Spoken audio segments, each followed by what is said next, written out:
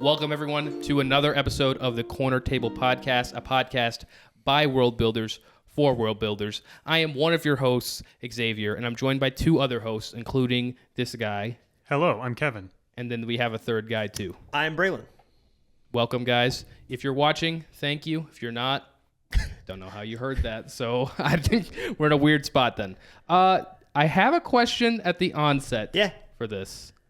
There's a phrase. It's very well known. Don't judge a book by its cover. I've heard it. Yeah. I guess, first of all, do you guys agree with that phrase? Like, is that a... No, not at all. I get the kindergarten sense. Yeah. Like, Yeah. don't be racist or something. If a guy looks mean, maybe he's nice. Yeah. Although even. Yeah.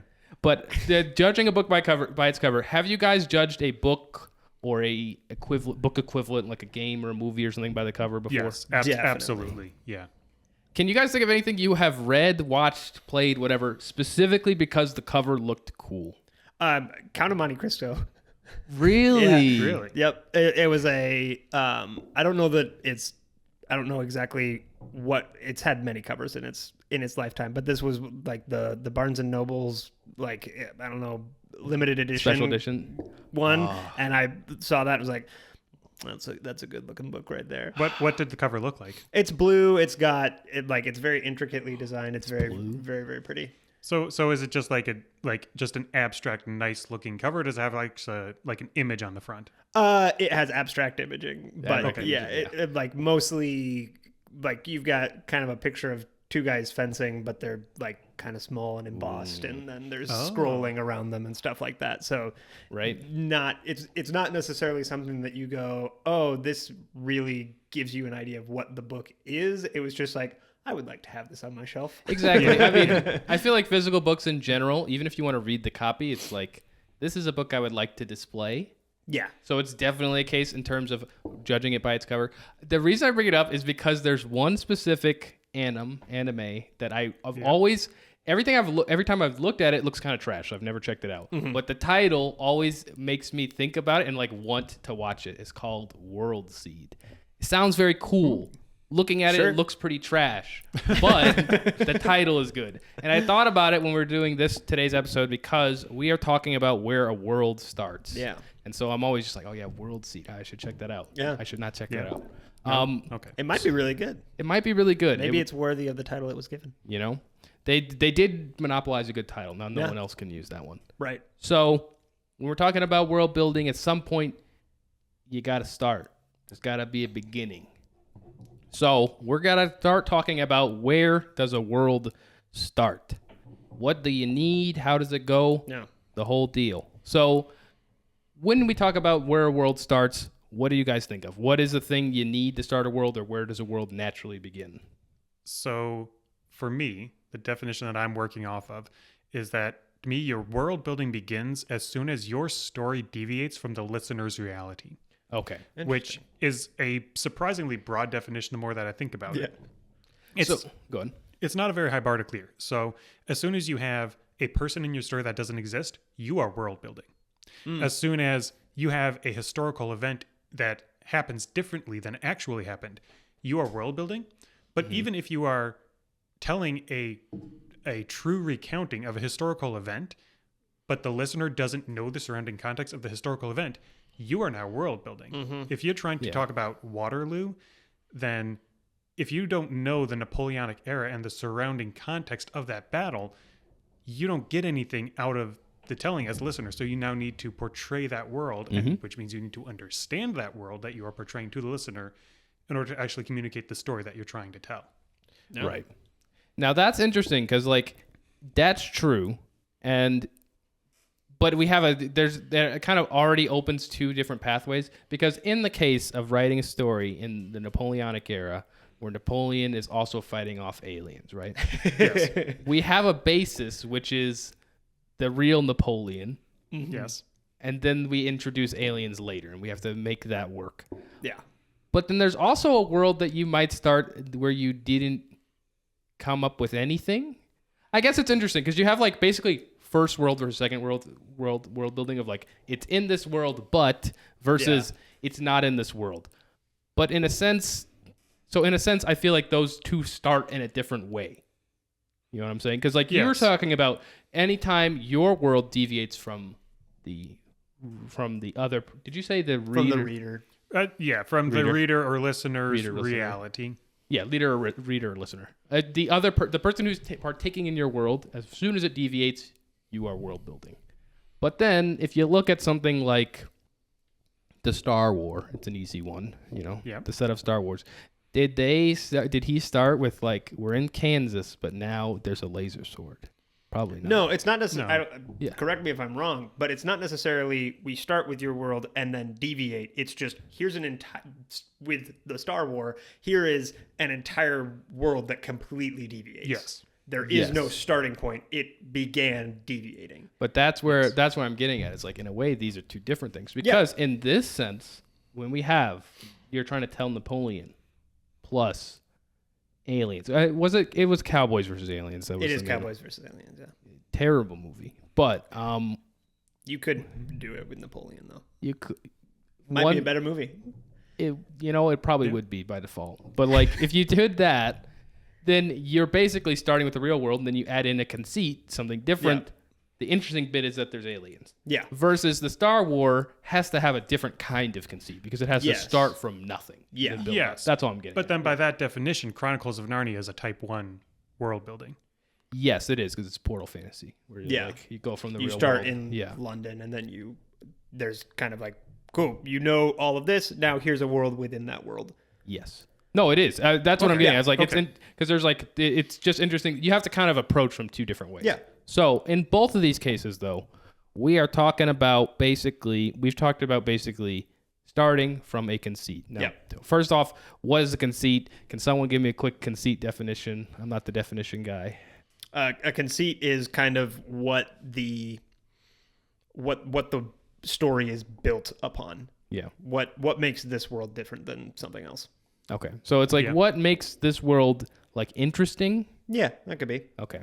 That's an interesting one. We can come back to that, because there's a world conceit, but then that might be separate from this conceit of your story that's set in it. I mean, you can have a character conceit. You can have a character conceit, but the conceit is what makes your world different, what makes it interesting. Do you need a conceit to come up with the world? I think you necessarily yes, and then it's just a matter of how big of a conceit is that. To deviate from what reality is. So even if we just had like a straight biography of Napoleon, the conceit is still, here is a narrator telling you this biography. There wasn't a narrator there. So the conceit that you have to go along with is, this is it's the writer's perspective on Napoleon. So even in something like that, there is that conceit. It's a very, very minor conceit. Whereas with Star Wars, you're like, okay, the conceit is, one, a long time ago in a galaxy far, far away, that there was a galaxy far, far away a long, long time ago. There are laser swords. There's this thing called Jedi. There's an empire that's doing all of these horrible things. There's a little green puppet who whacks people with a stick. You go on and on and on and on. And so there are conceits upon conceits upon conceits. The Napoleon versus Alien, it's kind of in between, where you go, okay, cool, we've got our standard, just kind of like, here's what we know, all of this is normal. Now here's the main conceit of this work, whatever it be, whether it be writing or a video or whatever. There's also aliens. Yes. And so there can and probably always are multiple conceits working within any one project at any given time. Yes. But that makes sense. Like, obviously, you need a conceit. And in general, at least one. You need at least one. Especially when we're talking about world building, anything outside of actual reality. It's like, why did we do it? Like, what is the reason for not just telling the story in reality? There needs to be some conceit. But do we have to start there? Because, like, it's a good example with Star Wars of, like, saying that it's conceits on conceits on conceits. Yeah.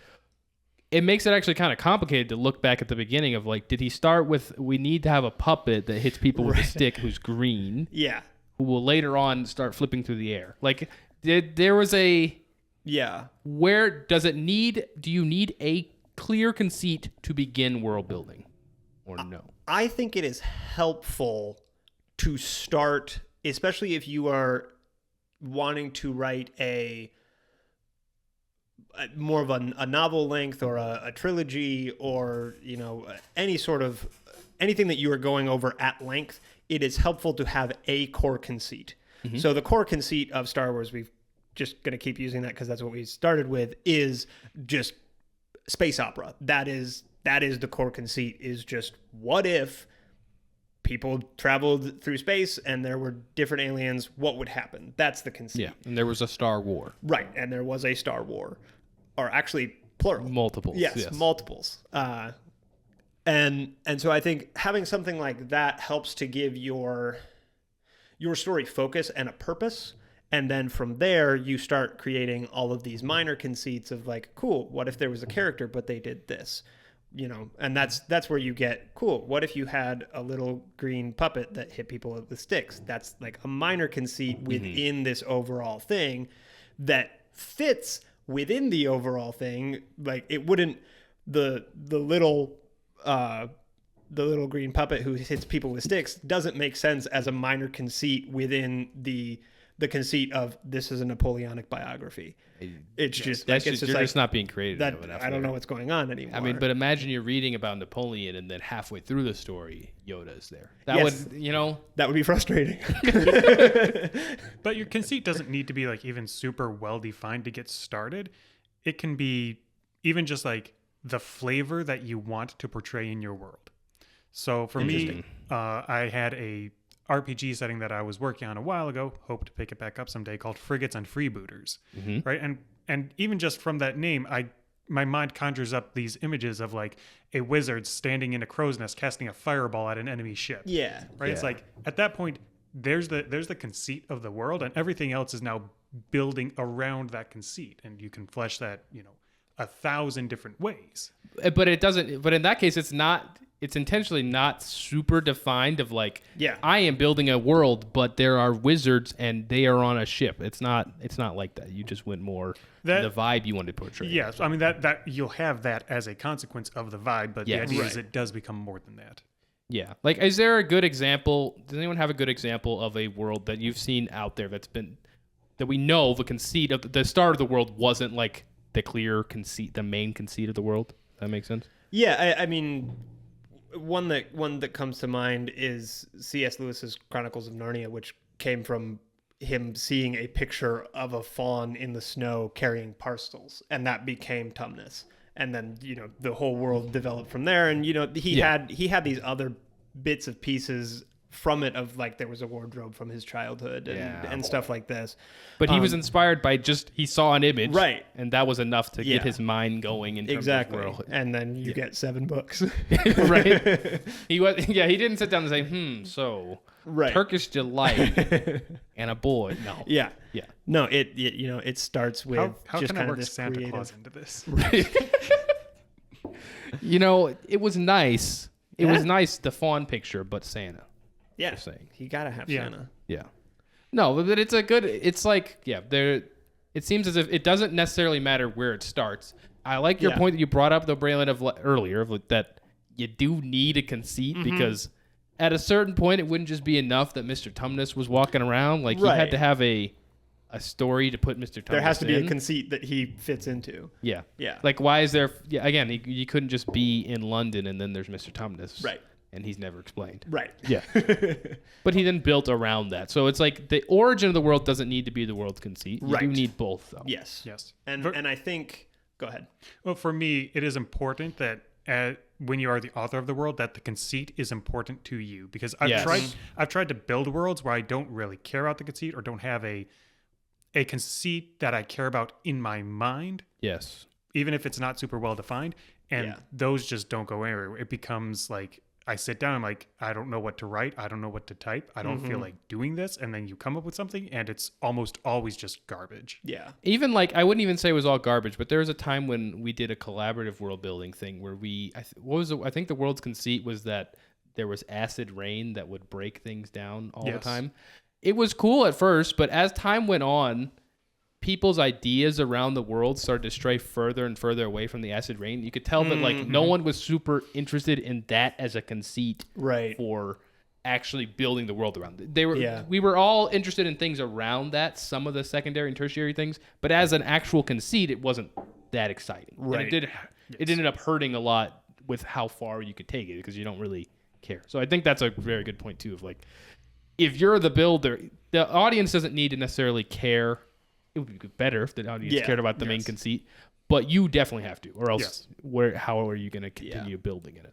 I think also, it depends a little bit on what you're working on for your writing. Mm-hmm. Obviously, for something like a novel or writing a script, you can start without really the main conceit. You can kind of just start with a vibe. Mm-hmm. I think starting something like an RPG where you're going to have other people having an influence in your world, you need to have that strong major conceit from the get-go. So that one, they understand what kind of world this is, and two, you don't end up contradicting yourself in the future when you go, oh, cool, I want to add this thing, or I want to make this the major conceit of this world, and all of your characters go, we've been just hanging out in this world for months, and now there's suddenly acid rain? That's never been a thing, but you're telling us it's like the planet has always had acid rain? Well, that's just advanced gaslighting at that point. Right, exactly. So for something like that, if you want to have like your major conceit being this kind of overarching world or galaxy or however big your world goes, in a space that you are to an extent collaborating with other people to tell this story, you need to have that right at the beginning. It's just so everyone knows what they're building around. Right. Like with a novel, it's just me. So until it's published, I can change anything I want. True. Now, it doesn't always work out if you say, hand your players a setting document that says this world is explicitly polytheistic. And one of the players rolls up a monotheistic character, not realizing that's the setting. Right. And then you just kind of have to work with them on that. That could have happened. It'd be unfortunate if that was a major tension that came later. But no, it is true too that like the consumer, or in the collaborative world builder, does have to buy into the conceit. Yeah. If they don't, then you get into very weird places. I'm trying to think of an example of a story, of like a badly told story or movie where they did that, where they introduced the conceit partway through and then it kind of contradicted everything that had gone before it. Usually you see it the other way of like it's done well, or at least competently. Yeah. Like one thing, spoilers for a terrible movie, Eternals. I can't remember. Breilen, did you see Eternals? I saw it with you, and I we thought we saw it both together. groaned through pretty much all of it. It's a terrible movie. It does have a big plot twist where they were working for the bad guy the whole time. Yeah. Basically. Yeah. But it was fine. Like the plot twist part was fine. Yeah, it was consistent. It was consistent. It was uninteresting, but consistent. Oh wow, they're working for the bad guy. Yeah. Oh no. Yeah, but I in general, you don't see many things go out the door with where they do that. No. Yeah. And I think probably part of that is the ability to go back and rewrite. Yeah. Rewrite something. You don't get halfway through a movie and you're suddenly like, I have an idea. We're gonna change everything. Unless you make a trilogy and you have the second movie in the trilogy have a different director than the third and the first movie. Yeah, it's true. Then you can run into some contradictions. And so you may have a trilogy that has 3 movies that all feel like they have completely different conceits and they're going in different directions. It would be unfortunate if that were to happen. Yeah. And heaven forbid a multi-billion-dollar organization did something like that. Yeah. I can't see that happening. No, they would never. Especially if they reintroduced the conceit of a green puppet that didn't fit in the movie. Yep. Second one. That would be a bad conceit. Sometimes the puppet that hits people with a stick doesn't fit. I'm just saying. Yeah. I'm just saying. Now, I think that your conceits, like an inconsistent conceit with a previously established conceit, is one kind of problem. Yes. But I also think a conceit can be, I hesitate to use the term innately bad, but I will say innately weak. Sure. Because to me, your conceits are the seeds from which the conflict can grow that actually drives your story. Yeah. Okay. Yeah. And so if your conceit does not provide means for conflict, it makes it a weaker conceit. If you have, say, a conceit of, oh, this is the happy empire where everything is good and we're basically in utopia and everybody gets along. You can have that conceit, but then what story do you tell? Right. With no conflict, there is no story. It's the classic. Yeah, it's the classic. The king died and then the queen died. That's not a story. It's just events. The king died and the queen died of a broken heart. Okay, there's a thing here. There's like stuff happening. So yeah, there's a lot of. That's a good point. Is there? You're saying, but you said there's not bad conceits, but weak conceits. What you're getting at? I'm going to use the term weak conceit just because bad sounds like a much stronger position than I think I'm ready to defend right now. This conceit is morally bad. It's actually sinful. You are a terrible person for coming up with this conceit. What if Hitler existed? Yeah. No. I think if we just say bad as a level of quality, I think it still works. And just in terms of like what is a conceit designed to do, you can have a conceit that does that poorly. Well, that's what I was going to ask. Can you then have a conceit that is bad in that it is pointless? So like, let us say we're going to say Star Wars, except ice cream tastes bad in this universe. Yeah, like that doesn't add anything. Yeah. It doesn't materially change anything. There's no conflict there's here nothing... of like, well, ice cream sucks now. Yeah. It just means that ice cream doesn't exist. Yeah. Which just means you don't show ice cream ever. So for all we know, ice cream in the Star Wars movies do suck because we never see anyone eat ice cream. And so perhaps it was invented and everyone said, this is terrible. We do know that they have dairy. We do know that. That's proven. Yep. But we don't know if anybody actually figured out how to make ice cream out of it. I don't think a sane person would take that dairy and make ice cream out of it. No. But yes. So it's you only get Blue Moon ice cream. It's like, yeah. So, but in that case, it's a bad conceit. You might be able to make the argument that it's not actually a conceit because it doesn't have any actual impact on how the world is built or people interface with it. But yeah. It's not even a bad conceit because it sounds like you're essentially describing, and maybe this is the joke the whole time, the whole paper conceit in Star Wars, right? Wait, the paper conceit? This one I'm not familiar with. So my understanding is that for the longest time, until a certain movie came out, is that in Star Wars, there was no paper. Like, it just had not been invented. Oh.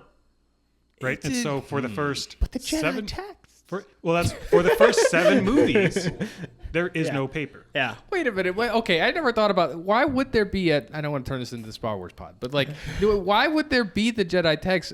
We saw it. There was the prequels and stuff. It wasn't.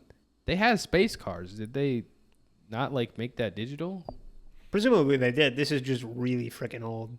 Yeah, but like I'm saying, it would be written down somewhere. It's not that long ago, guys. Sorry, but you're saying paper didn't. It needed exist. to be able to burn. It needed to be able to burn. You can't delete.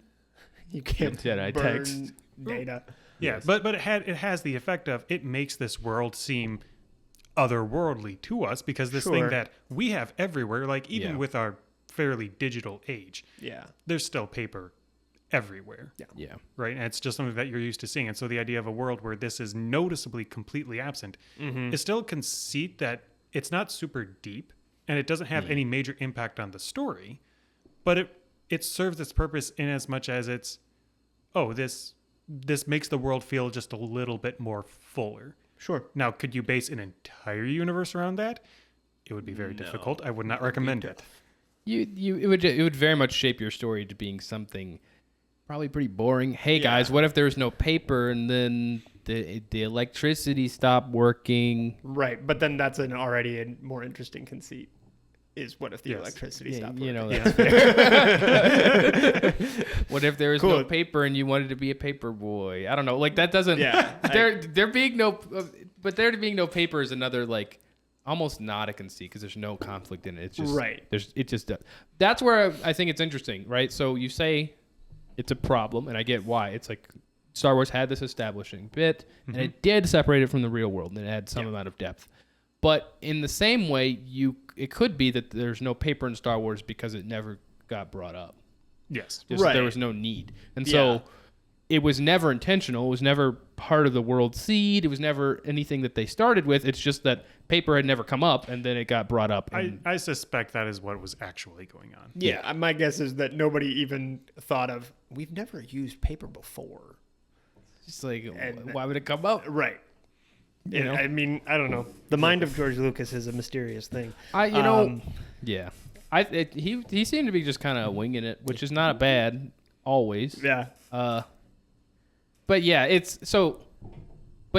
anyway, it's just like, again, it gets down to a lot of these bad conceits seem almost more like not conceits. It's like you have things that the conceit actually has to materially change the world and influence how things work. Otherwise, it's Schrodinger's conceit. Like, there may or may not be ice cream in basically any world, but it doesn't get brought up very much because it's not super relevant. You know?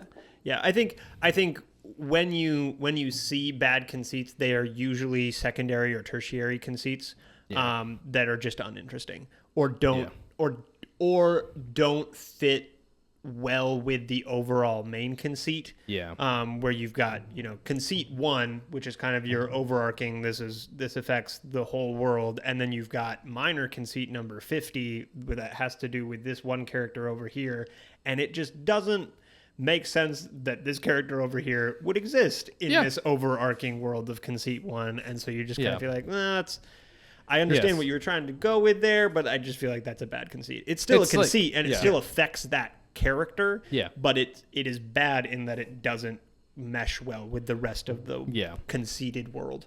Like, I'll use an example that because we don't have to spoil new things, we can just spoil episode 8 again. There you go. They were on the salt planet, and they brought up that the planet was salt.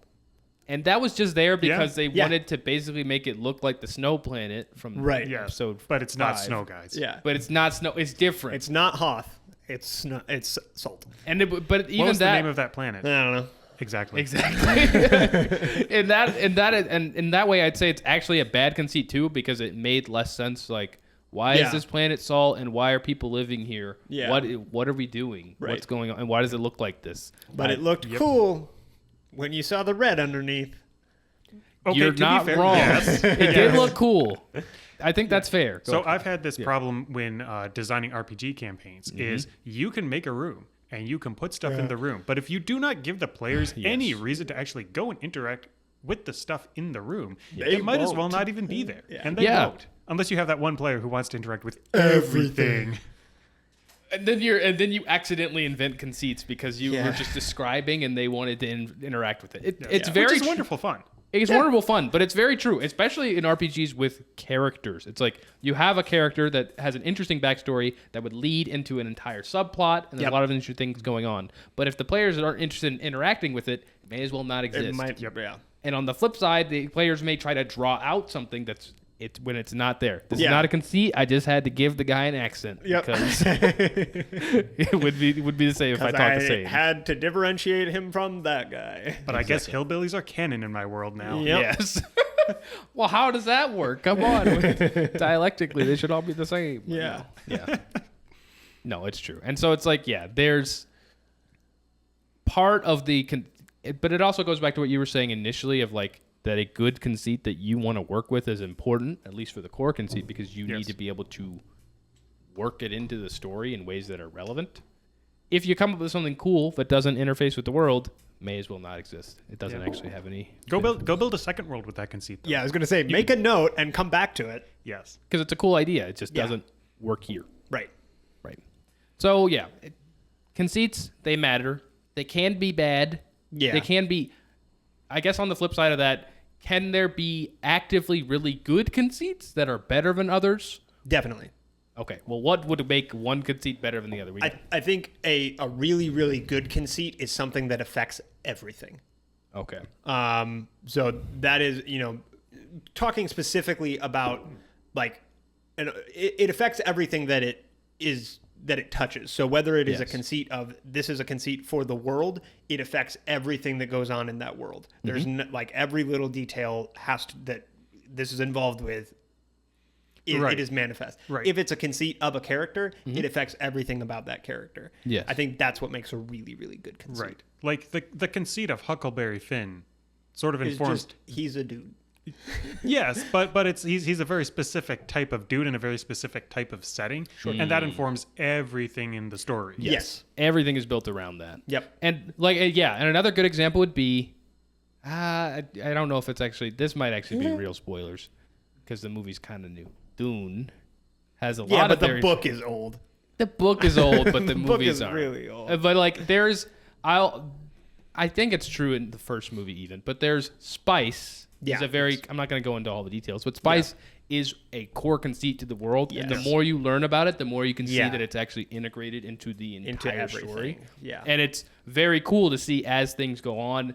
There's plenty of minor conceits in the world that are also informed by the existence of spice. Yep. And that seems like the actual, at least one of the pillars of the story. Oh, yeah. And so it's very strong compared to some other stories that have cool things going on, but they don't actually materially affect everything that's happening in the same way spice does. Now, I would be of the opinion that something like spice it's not so much that the conceit itself is good, it's that it's a conceit that is very well thought through and very well executed.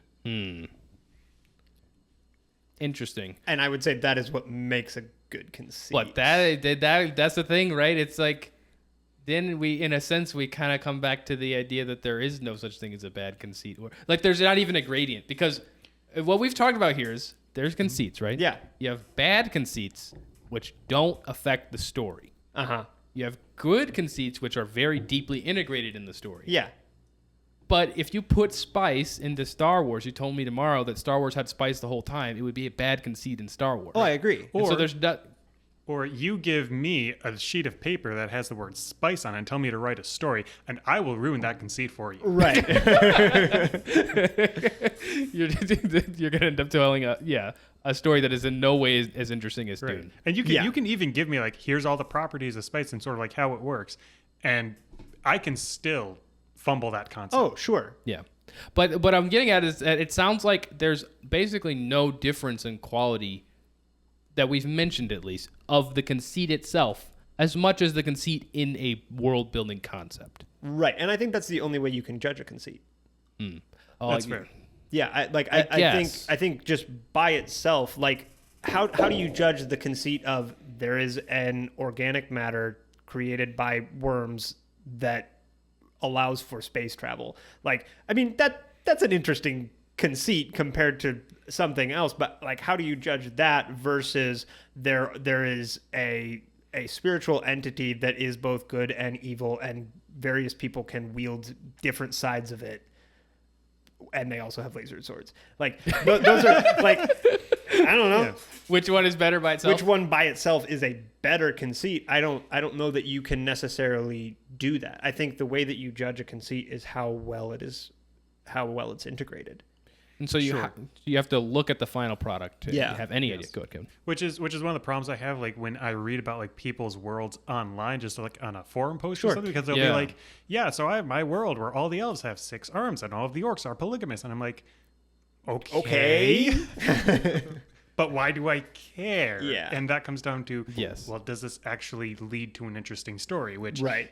it being some random person on the internet on a forum post, it probably doesn't. Yeah. Yeah. Versus like even in the micro scale, I've seen tons of those, and some I've been interested in, but it's usually in the very small detail that is brought out in whatever they showed. Like, one that always sticks with me was, it was like a SEAL team. It was like someone dressed in the SEAL team, but they had a mermaid in SEAL team armor on their shoulder. And I was like, that's a really cool idea, that there would be mermaid SEAL members. But that's because they actually took the time to turn it into a story. Sure. Yeah. Even in just an image. Yeah. Otherwise, it wouldn't make any Yes. sense. Yeah. One thing I was going to bring up is, I think now that I have stated something so firmly, I'm going to walk it back a little bit. I think there are things that are better and worse. Like the conceit of Dune that I just gave, of like, there's a planet where there are massive worms which create a substance called spice, which allows for space travel and prescient knowledge and stuff like that. Like, that by itself is enough for me to go, I'm interested. Another, and comparing that to, this is a series that is unfinished, and I have not even read everything that is available, but the Stormlight Archives from Sanderson, the main conceit is, this is a planet where storms roll through the planet regularly, and they are devastating. Fine. Yeah. Like, it's not a bad conceit, but it is, that by itself is not enough to immediately hook me as it is with spice. And like I said, he has not finished writing about this. Yeah. I'm sure there is more information that he has not given us. I was gonna say we don't have to spend forever on Stormlight. And I feel like that's an interesting one too. Of like, Dune is very clearly built around spice. Like but that helps that we've read all of Dune. Right. The irrelevant bits, the later stories, not as much, but you know. Yeah. But they trickle off slowly. Whereas Stormlight, I think, at least from what I've read, I haven't read all of it. I think it's more the conceit that's more core is the idea that there are emotions that can be displayed in the real world. Yeah, I think Spren. Yeah. Emotions that so you're getting angry and then something pops out in the real world that can be seen. I think that's actually more core to the story. That one is a more interesting conceit. It is. It's still not to the level that I would say Dune is with Spice. Yeah. So I think there is, to your point is that you're saying there's a gradient in interestingness, like how much they could attract you. Yes. Yes. Because that's kind of the point I wanted to get at is like, does it actually matter? Because if we went down the road, before you brought up this point, if we go down this road, then it actually doesn't matter very much what you pick as your main conceit. Yeah. You can just go as long as you think it's interesting. Yep. But for example, in my own case, for example, there's a world that I've been really working on that I'm really working out the main conceit. Yep. Because it's got something to do with fish on a planet that are magical. Yep. That could be dangerous. But depending on direction I take with it, in the more realistic or less realistic, the story becomes way less compelling to me and to everyone I pitch it to. So it's like, it actually does matter that you nail down a conceit that is interesting. Yep. Which does bring me to another question I have here. When we're talking about interestingness of spice versus the Rolling Storms, one thing you could look at is originality. Sure. Like how original it is. Spice is very... The idea that there's something called spice that big space worms make that make you be able to do space travel. Very original. Yeah. Like if we had... At least at the time. I mean, yeah. Even now, though, I feel like it would be at least like an 8 or a 9 because people don't copy it that much. Versus, on the other side of the spectrum, these days, if you were to make a story that was... What if you were in boarding school, except for it was a boarding school for magic kids? Yeah. There's like a dozen stories. Yeah. We've been over it.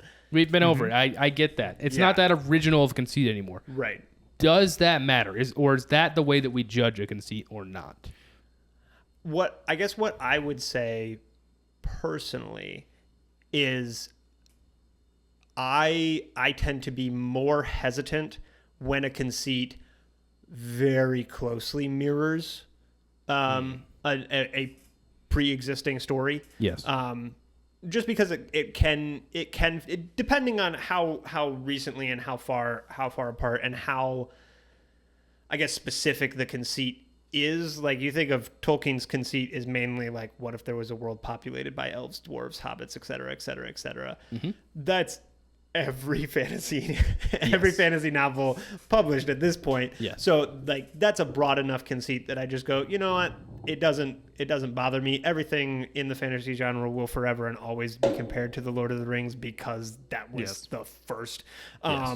So, to an extent, you're always going to have that, and then it's kind of like, all right, now let's look at the sub conceits and kind of go with that. One thing that I would say is that I have found different is, so in middle school, high school, I read The Hunger Games. Yes. And then just recently, I started and finished Red Rising and the second book, Golden Sun, and that is a significantly better book. Even though in Red Rising, the initial conceit of Red Rising seems very similar. Pretty to much Games. Just Hunger Games. There's like a class system, and then the kids get and together and kill each other. Yeah, it's a battle royale. Very, very much the same. And it gets expanded beyond that, so it goes beyond where Hunger Games was, and they targeted different audiences and all of that. But the main conceit is pretty much the same, and that is one that I found the Red Rising to be significantly better than Hunger Games. I really like Red Rising, and Hunger Games, I liked it at the time. I think it works for the audience that goes absolutely. for it. But it's just a good example of like two different stories going in two different directions with the same conceit. that make me question, like, is originality the key factor? Right. Yeah. I don't think that it is.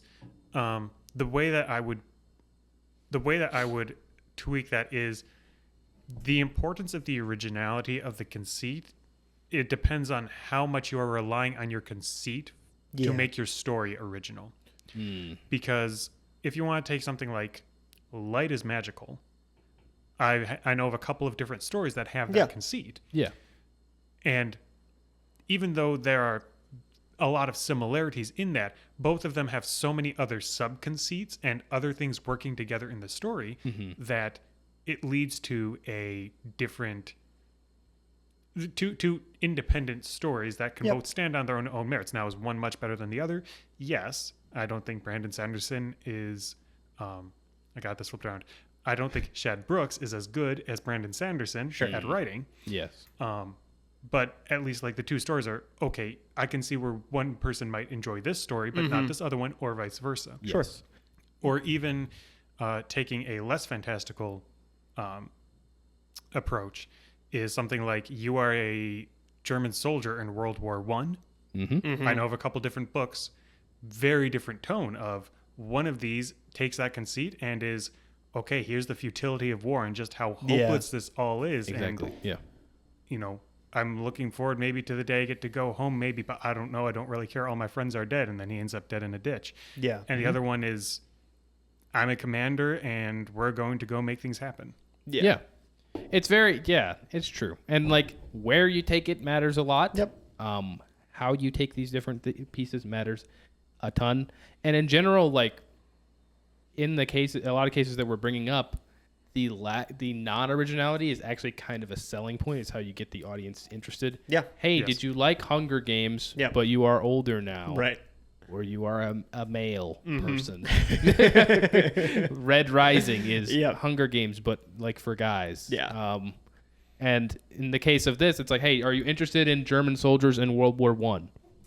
That's like the core audience of of both of those books. And so it's like, originality matters, but people also like things they know. So it's like the conceit has to have enough legs. Yep. Yes. And so there will still be 1,000 stories that are set in a magical boarding school. Yeah. One thing that I will bring up to once again harp on our beloved Star Wars of, episode 7 comes out and it's just episode 4 again. Yes. I think that is a level of there was no originality. The only originality is the nouns of like this person's name, this planet's name. I did like a couple of the new nouns. Yeah. There was at least one or two things that was okay, but almost nothing. But very much yes. it trod the same path, and I think part of it has to do with it's in the same universe, so people are much quicker to pick up on that. But it got significantly harped on for that. It did, and I don't think that harping is entirely unfounded. It's just the same thing again. You do need some level of originality. Like if you were to take the Hunger Games and re-release it as the We're Hungry Games, and it's the exact same story, but instead of Katniss, it's like catnip or something. Right. Then people wouldn't be as interested. Yeah. You play unless you went full on parody with it, in which case that has a market of its Hunger own. Games, the Mel Brooks version. Yes. but outside of that, you did need something to set it apart. Yeah. But it's not that. But again, it comes back to what makes a conceit good or bad is more the story you tell with it. Yep. Even though base conceits can be better and worse. Yeah. Originality is just part of the recipe. Yeah. And I don't think it has to be overarching. It's really, really, really hard to come up with something that's entirely unique at this point.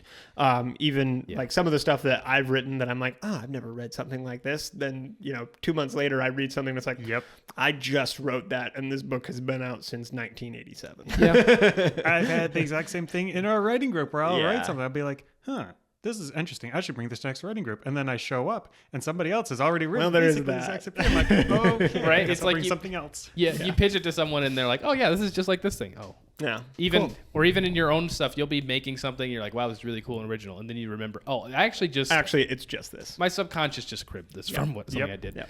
In a way, though, that's like all of our ideas. Yeah. At some point, we're cribbing from something. Yeah, we've and seen. I think the important thing is what you then do with that. Mm-hmm. You know, having a world that is similar to another world is totally fine as long as like your character's choices, personalities, and what they do are different. Yeah. I think that's a very reasonable place to be.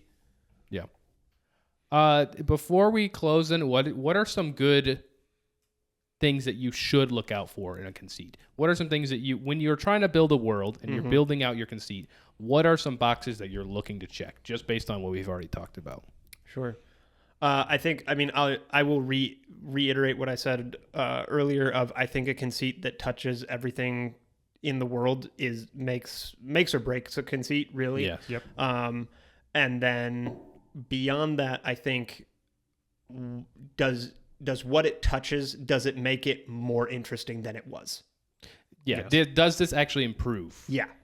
Yeah. Because it's one thing to be like, cool, spices in everything, but it doesn't do anything cool. It's just spice is super important because we love the flavor of spice. So we put it in all the food. And if we don't have it, we'll be sad. Like, not interesting. But we've got one planet where there's one species that creates this one thing that allows for interstellar travel.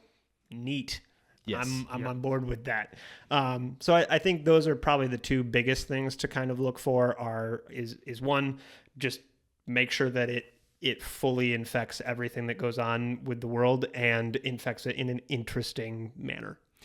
I would add 2 points, two more points to look for in a conceit to that. Mm-hmm. One would be, does this provide points of conflict? Yep. Yes. Right. Areas where, okay, we can actually draw a story out of this. And the second, and I think this is the most important, is this a conceit that I am passionate and I care about? Sure. Yes. That's just sort of the fundamental of that's a good one. don't write something you don't care about.